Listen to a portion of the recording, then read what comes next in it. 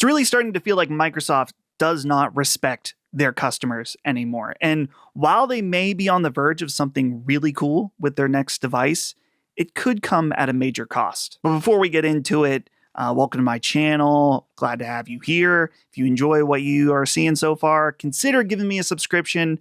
Let's get into it. Xbox is not having a very good time these past few days. Some new news stories. Now I think about it, I guess that really hasn't been the last few days. It's been one of the last few weeks, maybe the last few months, last few years, last decade. It's true, the Xbox hate bandwagon has been very easy to jump on these past few months between price increases and just an overall chaotic nature of the messaging. It's a kind of a dire time for Xbox fans, but I wasn't really sure what to say about it. I've been talking about it over on Sacred Symbols, of course, as things come up, and there are a multitude of YouTube videos about what's going on with Xbox. But this most recent news got me thinking, and I think I finally have formulated a few thoughts. Crazy. Just a few days ago, the president of Xbox, Sarah Bond, sat down with Mashable to discuss the Xbox Ally X mostly, but there was a question in there about Xbox's next-gen console. And of course, a few weeks ago, there was a rumor about them potentially not doing a next-gen console. Are they, aren't they? They have confirmed they are still committed to one, but the plans for it seem a bit nebulous. So the interviewer mentions about the rumor about the next console being more of a PC console hybrid approach. And to this, Sarah Bond says, quote, "I can tell you that you're right, that the next-gen console is going to be a very premium, very high-end curated experience. You're starting to see some of the thinking we have in this handheld, but I don't want to give it all away." Hearing this, to me, just completely confirms that the next-gen Xbox is not really an Xbox anymore. And I know that's like the buzz thing right now. What is and what isn't an Xbox? But I think what we know of as what an Xbox console is dead. My question is, how dead? Because we see the Xbox Ally X is really a Microsoft Windows handheld. It runs Windows. It has the new Xbox interface that's designed for gaming. But I mean, come on, it comes with Teams pre-installed on it. So the rumors really kicked up with this idea that the next Xbox could run Steam or really whatever storefront you want. Because after all, if it's a Windows PC, then you can kind of do whatever you want with it. And that brought about a lot of questions for the future of Xbox, mainly being, first of all, is if it runs Steam and you are purchasing games, why would you purchase a game on the Microsoft Store where they make the most amount of money? If you buy it through Steam, sure, they're going to get 70% of that, but 30% cut immediately goes to Valve. And that just doesn't really quite make sense for a traditional console. But as we've known for the last, many years at this point, is that Microsoft's business model has completely changed with a focus on Game Pass. So this machine, it's the thing that can play Game Pass, and if you have games elsewhere, you can bring those along too. And I gotta be honest, I love the idea of a PC console. I think this is a really interesting move. My old PC, I've turned it into a living room setup. So basically, I set it up so when it boots, it automatically goes to Steam Big Picture, and I have a console-like experience. And really, it's awesome. I love being able to play my Steam games, whether it's downstairs, on the Steam Deck, or up here on my main rig. That kind of flexibility is really great. It was a little bit annoying to set up this whole system, and I know people do all kinds of stuff with Bazite and the upcoming SteamOS to make this work even more seamlessly, but just setting up the windows to automatically boot into Steam was a little bit annoying. The other thing too is just having a living room PC is expensive, and yeah, you can build a PC for around the price of a console, particularly Xbox console, but it's not going to be quite as good as something that, like a console, that the hardware is designed specifically for those games, the ease of use, all those kinds of things. But it's really interesting to me if Microsoft is taking this approach that they can make the hardware from end to end, get the components at that bulk market, manufacturing price, and potentially bring PC to a new audience and be able to make it in a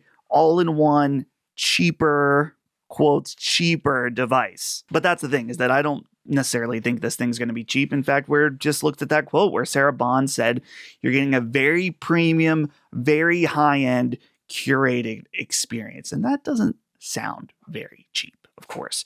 I wonder, I've seen this floating around that, right now Microsoft is working with Asus to make the Ally and the Ally X. And maybe there is, for this next generation Xbox, there is the Xbox brand. This is Microsoft making this, but other manufacturers can make an Xbox, like Asus. Maybe they will take care of a low-end spec of the new Xbox, because if it's just a PC, you can have really kind of any spec you want. And a lot of Xbox fans actually really like this idea, the thought of being able to boot up Steam, being able to have a super high-end device. I think that all sounds pretty appealing if you have the cash to pay for it. And just in this interview also, Sarah Bond talks about having options. That was kind of her PR response to when the interviewer was asking about the Xbox price increases, both on hardware and in Game Pass, where she says, we have all different options, and particularly like the Ally X is $1,000, but we have the Ally at a cheaper price. So you can kind of get in wherever you want. So even though this next-gen Xbox, as she says, is going to be very premium, very high-end, I would imagine that there is going to be some kind of cheaper option as well. But I see there being one major problem, potentially, with this new approach to Xbox, and that's backwards compatibility, particularly with the last two generations, Series X and Xbox One. There was this interview that Phil Spencer did when talking about when he was kind of dealing with a lot of backlash. I think it was on Kind of Funny's Xbox podcast at the time, where he talks about them losing the worst generation to lose, where people had their libraries, they were getting them going in a new digital era. And a lot of people went PlayStation because of the disastrous launch of the Xbox One. And it's really hard to get someone to switch over if they already have all those purchases on a different ecosystem. And my big question for the push and the move to a hybrid console PC is that, are they going to make it be able to play your existing Xbox Series X and Xbox One library that people on that platform have been building up for years? If the Xbox Ally X is, as Sarah says here, the testing ground of what the next generation of Xbox is going to look like, right now, that thing does not play Xbox games. It plays PC games. The idea of them leaving those customers and all of their purchases behind seems inconceivable, really, that they would do. Like, that would be the absolute biggest slap in the face. And so my big question is, are they going to figure out a way that this is a PC that runs Windows, but it also plays all of your backwards compatibility older games? And I think it is possible. I don't honestly really know. I asked Tom from Moore's Law is Dead when I was on his podcast about this, and he seemed to think it could be a possibility, but and maybe just wasn't ready for the Ally X. Maybe the Ally X being a portable, it just couldn't quite pull it off. But it seems like Xbox is kind of done with the traditional console business. They've lost. They need to pivot at this point to something different. You guys already know this, but I'm not really an Xbox gamer anymore. I used to be a long time ago, back in the 360 era. I was a PlayStation kid, couldn't afford a PlayStation 3, moved over to 360, had an amazing time with that generation, to the point where at the end of the 360 generation, I was most excited about whatever was next for Xbox and didn't really care about whatever the possibility of a PlayStation 4 was. Of course, until all the cards were laid on the table and it was obvious the Xbox brand was moving in a direction that I didn't really like. And I still owned an Xbox One. I still own a Series X, but I've just moved away from that platform. And especially now, I don't have any reason to really return to that platform with those games coming either to PC, but most importantly, PlayStation. And I think that they don't really care anymore. They've seen how much money they can make releasing these games on multiple platforms. They can feed their Game Pass subscribers, and they can also make their money off the PlayStation audience. But I guess when I'm thinking about it, if I was primarily an Xbox player, I would feel really concerned right now.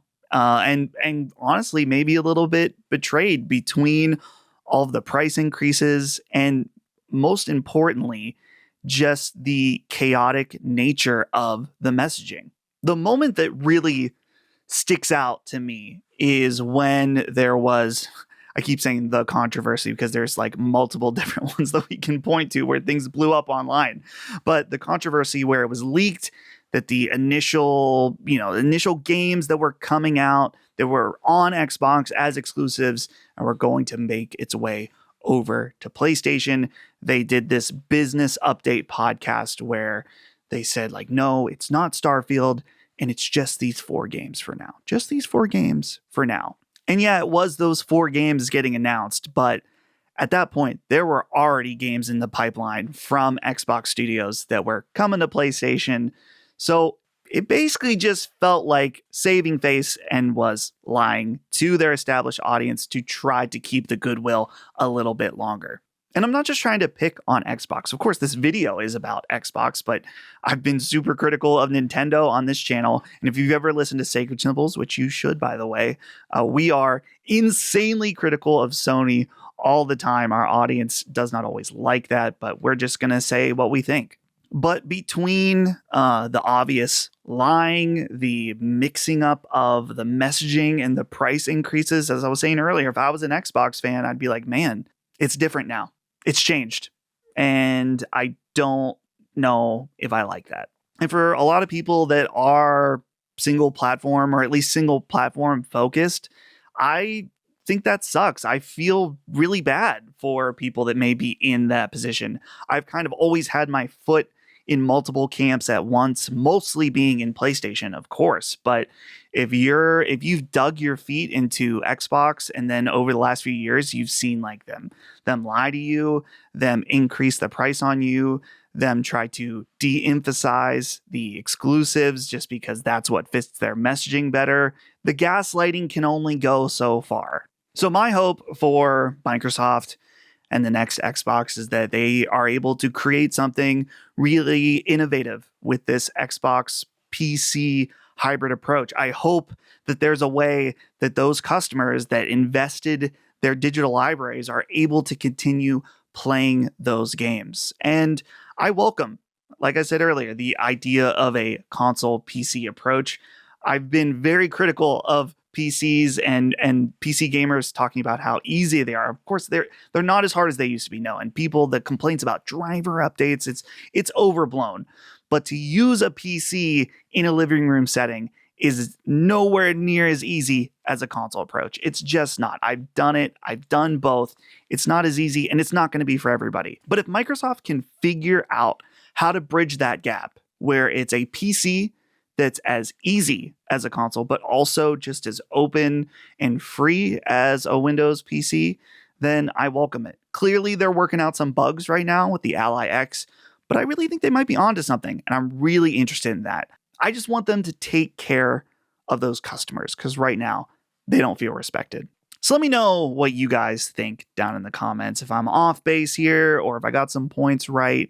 It's a tough time in gaming, particularly for Xbox gamers. So I know emotions are running high, but I appreciate the feedback either way. And if you could, hit me with a subscribe. It helps my channel out a lot.